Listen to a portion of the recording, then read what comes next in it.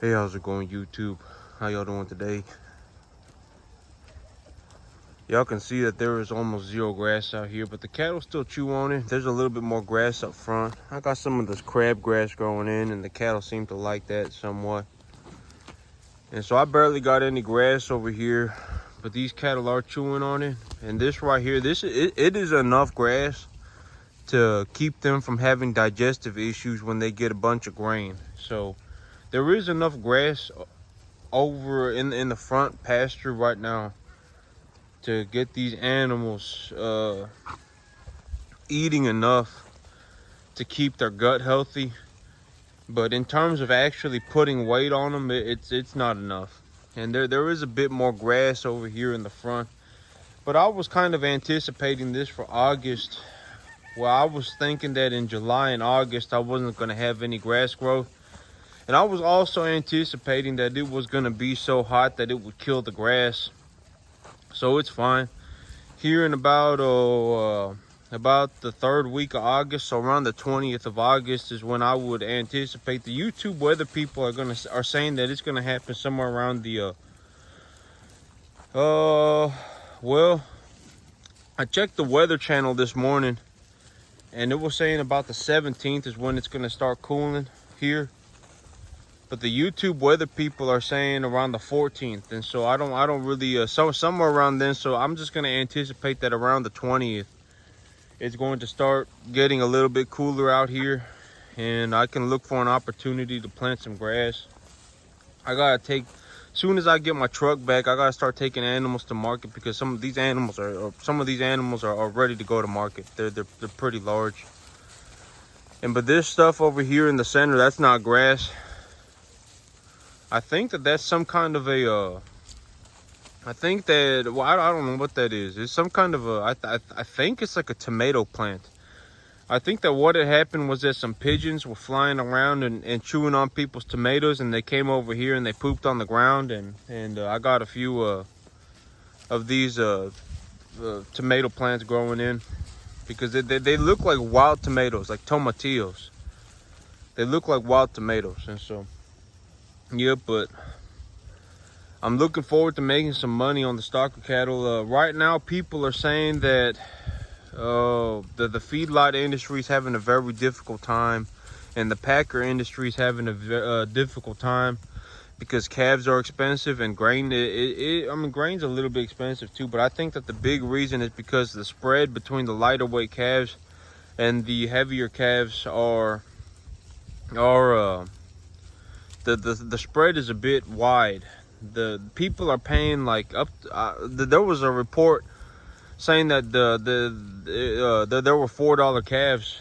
I don't exactly remember where, but somebody's got $4 a pound for a calf, and so, you know, on a you know, that's over $1,000 for a little 300-pound, 400-pound calf. That's if it was a 4-weight animal, that would have been $1,600 for that animal. And the feeder market, the feeder cattle market is sitting at about, from my understanding, about $246. So that's a $1.40 spread on a 4-weight calf to an 8-weight calf. So in a matter of 400 pounds, the price spread is like $1.40. So that's very, very drastic. But when you know, running stocker calves, I can do whatever I need to do to make some money. If it looks like I need to if I need to bring in some higher weight animals to reduce the spread, I can do that. I can just go from raising 2.5 weight animals to raising 4-weight animals, or raising 5-weight animals, depending on what the spreads look like. I could even raise heifers. So I can take a look for an opportunity and do what needs to get done to make some money. But I don't know if y'all can see from this far away. These animals look very good right now. They look very good. My financials are in very good shape. And here's the thing about the financials, right? It's like, let's say you're me, and you got your job, and you know, and you work and you work 105 hours a week, right? And if you're me and you work 105 hours a week and you get a $45,000 salary, right? If you get a $45,000 salary, that's like just under $4,000 a month. And me, they got something going on across the street, but me, I don't hardly pay any income tax because because I leverage for the assets that I need for my cattle LLC, and so that turns into about well, and the money that I get from my tax benefits is the money that I use to raise these cattle. And so as of right now, when I paid all my bills yesterday, right? I paid all my bills, and my bills, they came out everything. When I combined my mortgage, my truck, my insurance, my everything, when I combined everything, my car insurance, my electricity bill, my water bill, my internet bill, I paid about $1,900 for everything. And so let's say and as of right now, let's say I do find a way. Let's say I'm legitimately, do or die. If I'm gonna find a way to make myself, $40,000 a year, right, on this farm. I'm gonna find a way, do or die, to find a way to make $40,000 a year on this farm. My monthly bills, my mandatory bills, are $1,900 a month, and then I also got $45,000 on a W-2. What that, like, realistically, what my money looks like right now is that I get $250 practically every week, a little bit more, maybe it's about $250 every week to do whatever I want, right? And when it comes to buying grain, when it comes to purchasing cattle and stuff like that, I do all of that on debt. When it comes to purchasing cattle, and when it comes to purchasing debt, or when it comes to purchasing grain, I don't mind doing it on debt, because if I do it on, I can liquidate these animals, right? I can always liquidate these animals, and the grain that I feed them, I will get the money back for the grain as well, and then I can write everything off of my taxes. And so, in terms of running these cattle, I don't spend any of my own money. And so, let's say I'm in when I look at my financials, right, I have $250 a week right now to spend on anything that I want. Over a long period of time, that's $1,000 a month. I actually get a little bit more, because my bills are about $1,900 a month, and I make just under $4,000. And so it's like $350 a week, right? I can spend whatever I want on $350 a week. I can spend it on whatever I want. And let's say I find a way to make $40,000 a year here running cattle, right? But if I found $40,000 a year, that's like $1,000 a week. And it's like, how even right now, right? And let's say I got $350 a month or $350 a week to spend on whatever I want over a long period of time. What could I possibly buy for $350 a week, right? Almost nothing. If I went out tomorrow and I bought a whole bunch of clothes, that cost me like, what, $200?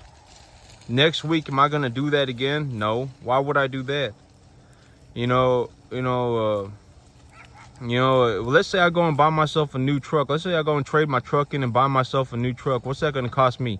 Like $400 a month? Spending $350 a week over a long period of time is almost impossible.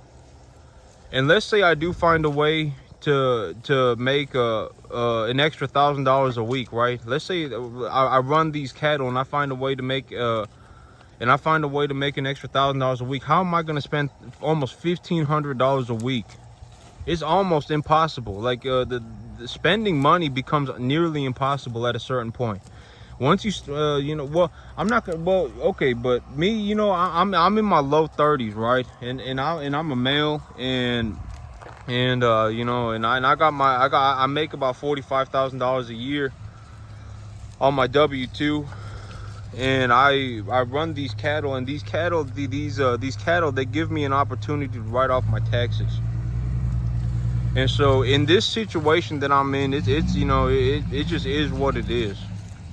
The money becomes almost impossible to spend.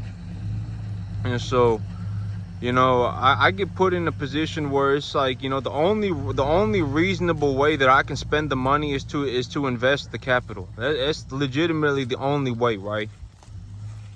And this, you know, and when it comes, you know, I mean, it just is what it is. You know, if I gave any reasonable person $350 a week to spend on whatever they want, they wouldn't be able to spend it over a long period of time. They would not be able to spend it. It's just it's too much money. $350 a week, let's say 10 months, right? You know, at first, you know, they may go and they may buy something. You know, at first they may go, oh my God, I got $350. I can go buy whatever I want. They go buy something. Second week they may do it again. Third week they may do it again. But by the fourth, fifth, sixth, seventh week, I mean, the money it becomes nearly impossible to spend. There's nothing else that I could possibly buy, right? The only thing that I could possibly spend my money on are investments. But here's the thing about investments too, is that let's say I do find a way to make $40,000 a year here running these stocker calves, and I got my W-2, so I got the $350 a week on my W-2, and then I get an extra $1,000 a week on my own business, right? And my business, it gives me an opportunity to write off my income taxes. Well, in this situation, that's about $1,500 a month. You know, if I was gonna go and take that's about $1,500 a week. That's about $6,000 a month that I can spend on whatever I want, right? If I went to the bank and took a loan on $6,000, that'd be like $1.5 million. And you know, but after a certain point, the only way to utilize capital is to invest it. You know, if you, or you know, like me in my situation, you know, I'm in my low 30s. I don't have a family. I work 105 hours a week. I don't even consider making time to go and spend money, right?